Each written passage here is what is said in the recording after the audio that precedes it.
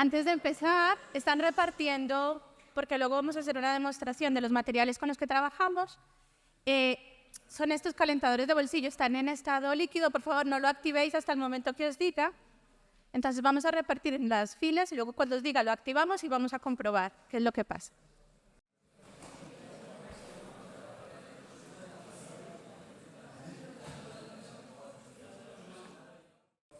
Bueno, mi nombre es Claudia Gómez Aguirre, soy investigadora en el Centro Ibérico de Investigación en Almacenamiento Energético, aquí en Cáceres, en el Departamento de Almacenamiento de Energía Térmica. Y yo, bueno, este es el contenido que os voy a contar hoy. Voy a hacer un resumen de mi trayectoria porque os quería mostrar cómo ese camino que he vivido para la selección de materiales con los que estoy trabajando ahora.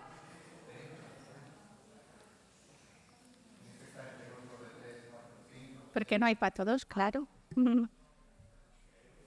Vamos a hablar de almacenamiento y energías renovables, lo que investigamos en el CIAE, lo que hacemos en el Departamento de Almacenamiento Térmico y los materiales de cambio de fase, que son los materiales con los que yo trabajo, aplicados con aplicaciones que os van a interesar, yo creo.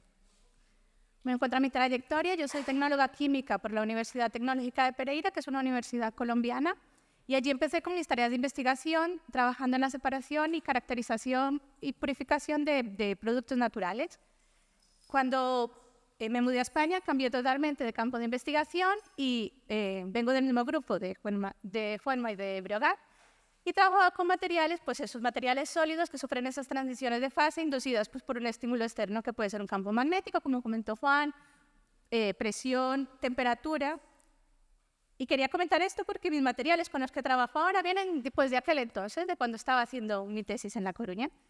Al final de mi etapa doctoral recibí una beca para ir a 6 meses al Laboratorio Nacional de Los Álamos, el de la bomba atómica, porque allí tienen una unidad específica para trabajar con campos magnéticos enormes, tener el récord mundial de campos magnéticos y a muy bajas temperaturas. Al acabar la etapa del doctorado, que yo creo que es una etapa muy difícil para todos los doctores, decidí que quería investigar, pero no quería seguir en el mundo académico. Entonces me cambié a la empresa, fui a una pyme noruega y tenía que definir cómo la experiencia que yo traía encajaba, ¿no?, dentro de los proyectos de la empresa. Y entonces desarrollé un proyecto con ellos para integrar nanopartículas que interactuaban con neutrones para desarrollar un detector de neutrones en estado sólido. Y esto está muy relacionado incluso con lo que hablaba Jorge, porque uno de los problemas de los detectores de neutrones es que utilizan un isótopo de helio, que el helio no es natural, es un producto nuclear. Y Estados Unidos es el dueño pues, del helio a nivel mundial. Y el precio en 2008 se disparó como de 100 libras el litro a más de 1000. Y en ese momento se estaba construyendo la European Spallation Source en Suecia y van a necesitar pues, miles de litros al año y no era una opción pagar el coste del helio. Entonces, gracias a eso conseguimos un proyecto en esta pyme para integrar, pues, para desarrollar un detector en estado sólido. Conseguimos un proyecto de 4 años y cuando estaba en el segundo año del proyecto, pues nació mi hijo y me tomé una pausa de más de 2 años por maternidad. Y también quería comentar esto porque yo no he tenido a lo largo de mi carrera investigadora o empleada, ¿no?, muchas referencias de mujeres exitosas que hayan decidido pues, ser madres. Desde Colombia, tenía una directora en Colombia, mis directoras en La Coruña, siempre han sido mujeres muy brillantes que no compatibilizan, no sé si por decisión personal o no, pero que, bueno, en Los Álamos sí que tenía una directora que era madre. Y después de eso, como pensaba que no era compatible investigar con la maternidad, empecé a trabajar en una industria farmacéutica con un trabajo más normal. Pero por mi perfil de investigador, en la industria farmacéutica también me he dedicado a investigar eventos de calidad. Cuando un resultado es no esperarlo en un producto muy regulado, pues eso puede significar pérdidas millonarias para la empresa. Pues yo investigaba a qué se debían esos resultados. Pero también me di cuenta en ese momento de que sí que podía ser investigadora y que sí que me apetecía. Entonces conseguí una de las becas más competitivas a nivel europeo, una Marie Curie, y precisamente para recuperar metales críticos. En ese momento estaba en León y también una vez más, pensando en cómo mi experiencia podía aprovecharse en León, que es una zona minera, pues yo podía desarrollar materiales que tuvieran una afinidad específica por tántalo, por wolframio, que los podía recuperar de esos residuos de minería. Y cuando estaba con mi beca postdoctoral, pues surgió la oportunidad de venir al CIAE y trabajar en estos materiales de cambio de fase, pero ahora es para otra aplicación, para el almacenamiento de energía térmica. Entonces, esto funciona. ¿Por qué es necesario desarrollar tecnologías de almacenamiento de energía? Porque está muy bien tener pues energía renovable, la eólica o la fotovoltaica, pero no podemos controlar, ¿no?, que se haga de noche o que no tengamos suficiente viento. Entonces, es necesario acoplar tecnologías de almacenamiento que nos permitan aprovechar cuando tenemos esos periodos máximos de producción, almacenar esa energía para utilizarlos pues, en otro momento. Pues esto es lo que hacemos en el CIAE. Trabajamos con diferentes tecnologías de almacenamiento de energía. Tenemos un departamento de baterías que trabajan con los diferentes tipos de baterías, de litio, de sodio, de metal aire, y también todo desde un punto de vista de economía circular, cómo van a tratar, ¿no?, los residuos que se produzcan una vez acabe la vida de las baterías y cómo aprovechar. Perdón. Vámonos a comer para atrás. Tenemos un departamento de hidrógeno y Power to X y, ostras, he hecho un coche de hidrógeno para hacer la demostración, no sé si funcionará. Pues eso, yo puedo utilizar una fuente, tengo que hacer en esa mesa. Luego de validro.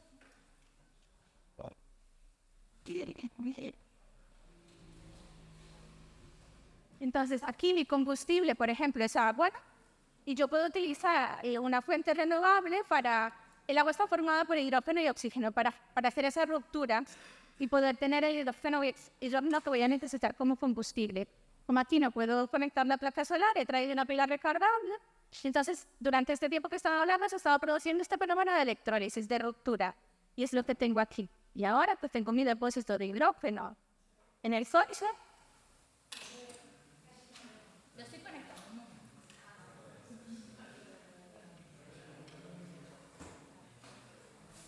Bueno, pues os tenéis que levantar un poco porque no, si lo levanto se me va el...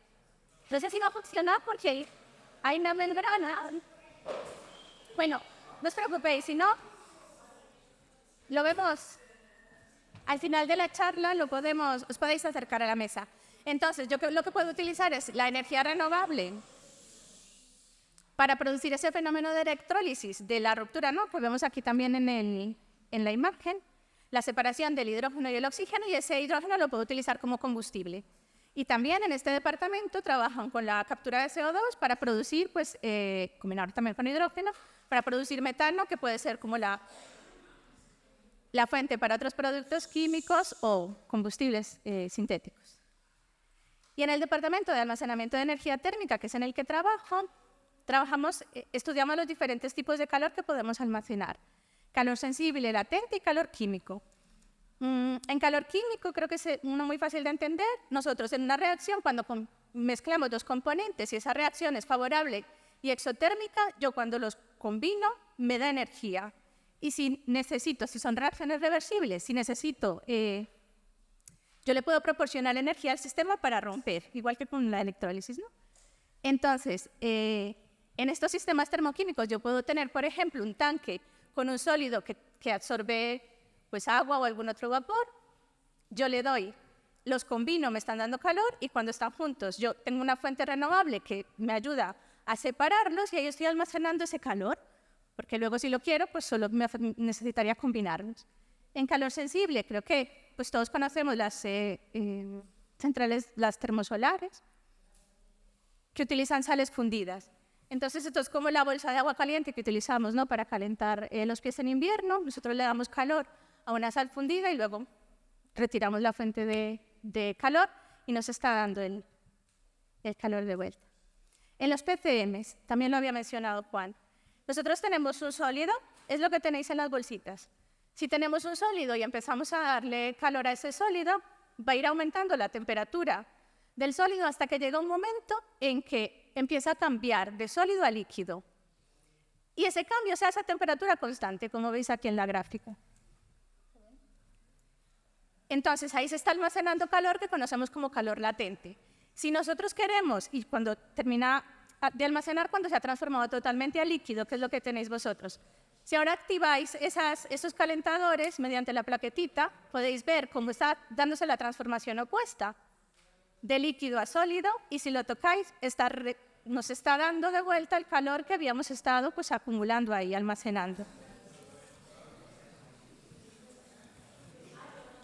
Esto, si queremos recuperarlo, basta con volverlo a calentar, sumergir en una bolsa de agua, en agua caliente en ebullición, y estamos siempre trabajando en esas transformaciones sólido-líquido, líquido-sólido.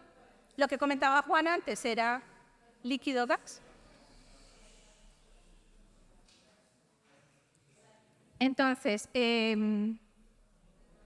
esto se puede utilizar. El hecho de que ellos absorban a una temperatura constante calor puede ser utilizado para aplicaciones de regulación térmica. Por ejemplo, en edificios, esto se puede integrar en las paredes, en los techos, en el suelo, en las ventanas.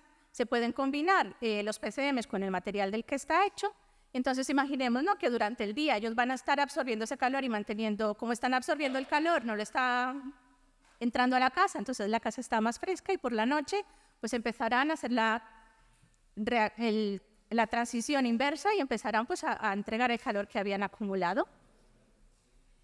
También es muy importante, por ejemplo, se está probando en algunas carreteras, porque si se producen estos fenómenos de sobrecalentamiento, también pueden deteriorar los materiales, pero tener un PCM que nos ayude a mantener una temperatura que no sobrepase una temperatura óptima de operación, pues hace que esto pues, aumenta la durabilidad de los materiales y la regulación también térmica de las carreteras. En mi caso no trabajo con materiales sólido-líquido, con sólido-sólido, pero me parece muy visual y por eso pues, os estaba contando esto. Y nada más, estos son mis datos de contacto.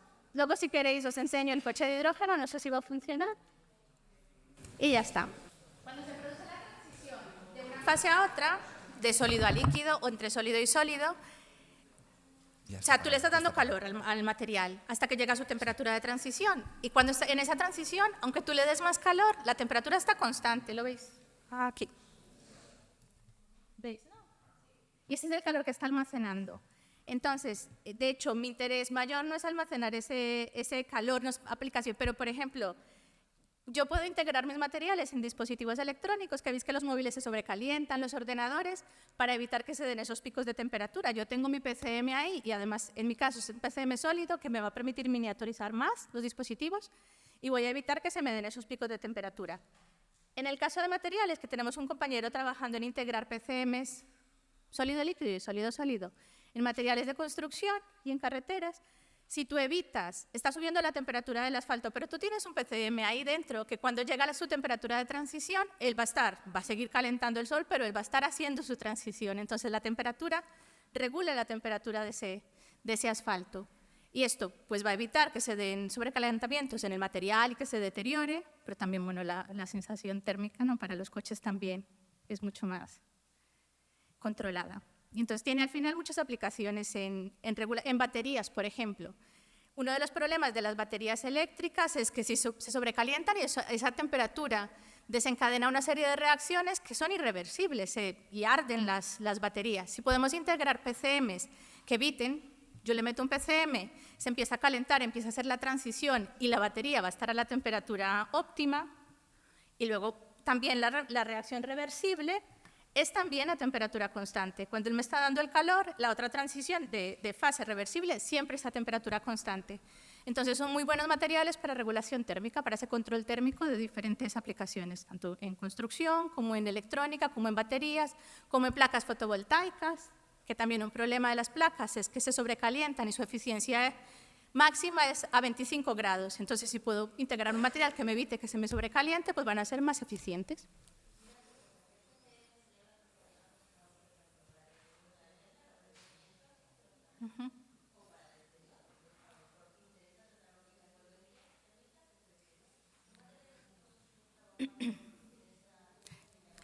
Yo no estoy en el de edificación, pero sí que trabajan mucho con parafinas porque tiene la transición cerca de temperatura ambiente, un poquito por encima. Entonces, si tienes un material que cambia de fase a 35 grados, 38, 40, pues lo puedes integrar en estas aplicaciones.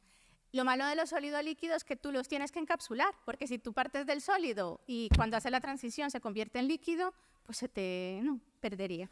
Entonces necesitan un proceso de encapsulación que me garantice que también lo voy a tener siempre ahí confinado en la estructura en la que lo introduzca. Sí. Meten como con nanopartículas dentro del material de construcción y producen le llama Daniel Slarry Sí, de hecho, bueno, este chico, además de, pues tienes que buscar, seleccionar, parte de la investigación es desarrollar materiales que te cambien a una determinada temperatura. Entonces vas jugando con longitudes de cadena, en el caso de parafinas, pero después también integrarlo, que haya compatibilidad. Y después, por ejemplo, en el caso de construcción, nuestro compañero Daniel López Pedrajas, lo que hacía era también evaluar cómo influían las propiedades mecánicas. Porque claro, no vas a meter algo que te... La concentración máxima que puedes cargar para que se siga manteniendo las propiedades. Sí.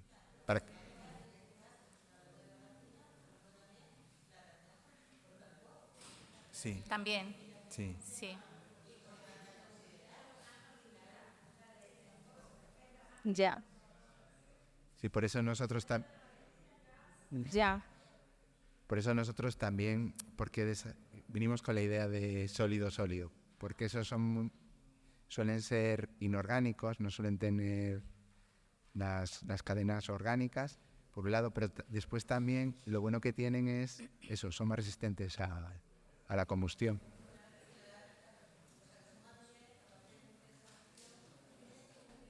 Sí. Sí.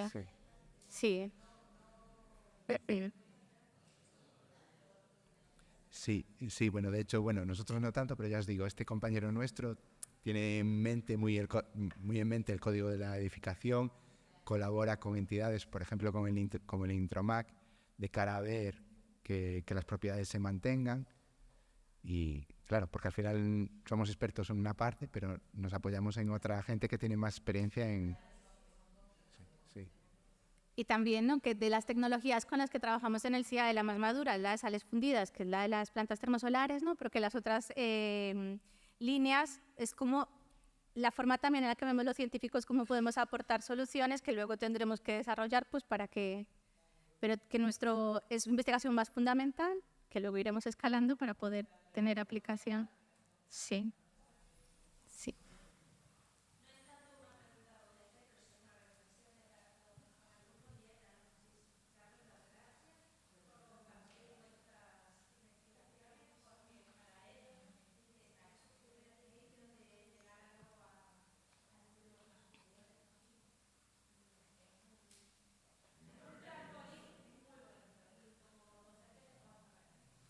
Muchas gracias.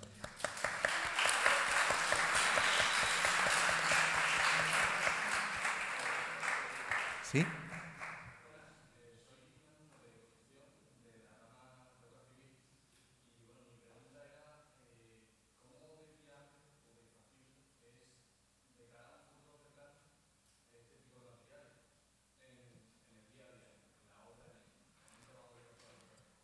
Bueno, de hecho, ya se está investigando, ya empresas grandes, yo que sé, Holcim, Saint-Gobain, que posiblemente conocéis y que desarrollan materiales de construcción, ya están evaluando este tipo de materiales para implementarlos.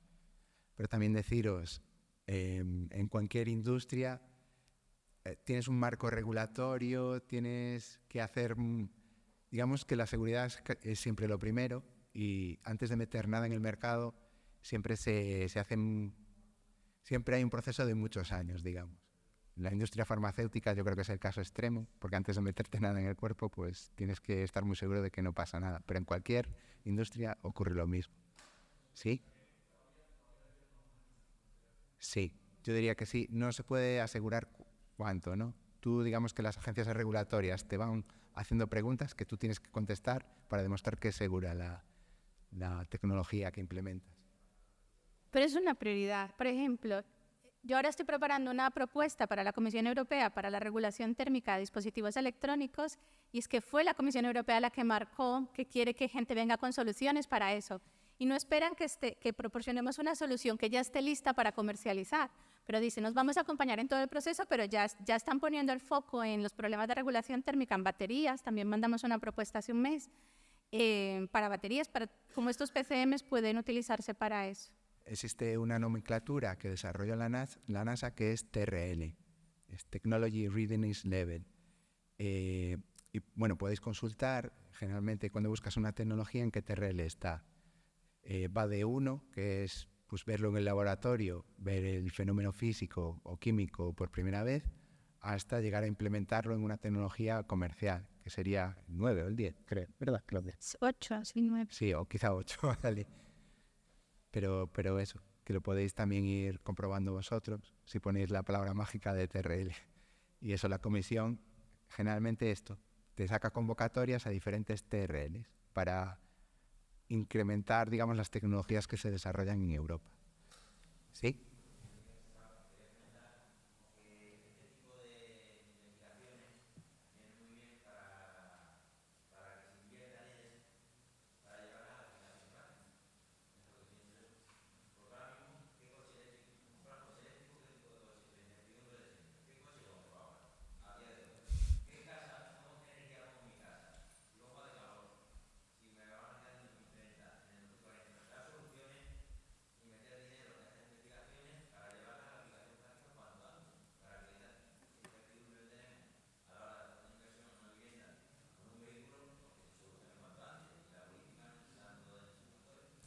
Sí, al final, por ejemplo, en nuestro centro también hay gente que está investigando en análisis tecnoeconómico, de ver eso, de realmente cuánto cuesta implementar una nueva tecnología, pero también el marco regulatorio.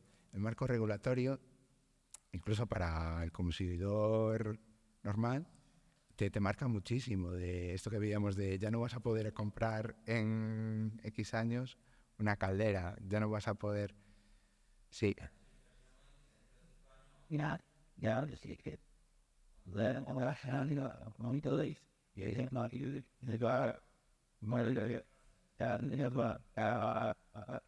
Sí, después también hay muchas veces el problema de que tú necesitas como una masa crítica, que para que se adopte una tecnología, muchas veces, y lo veíamos, yo que sé, con el coche eléctrico, esto Elon Musk ha sido el que ha venido con muchísimo dinero, bueno, y empeñándose también, ¿no? Pero venía de vender, ¿cómo se llama esta? PayPal, vino con ese dinero y puso todo. No fueron, a mí me parece increíble, no fueron los fabricantes habituales de coches los que hicieron el cambio. Ha sido uno que tenía el dinero y que ha puesto todo su dinero y ha pedido dinero para hacer el cambio. Pero muchas veces no es que la tecnología muchas veces no esté lista, es que alguien con el dinero suficiente se crea que está lista. Y grandes corporaciones, grandes cementeras, por ejemplo, al final que adopten o no, es eso. Yo qué sé, los coches veíamos que los fabricantes alemanes creían que el diésel era el futuro y no lo es.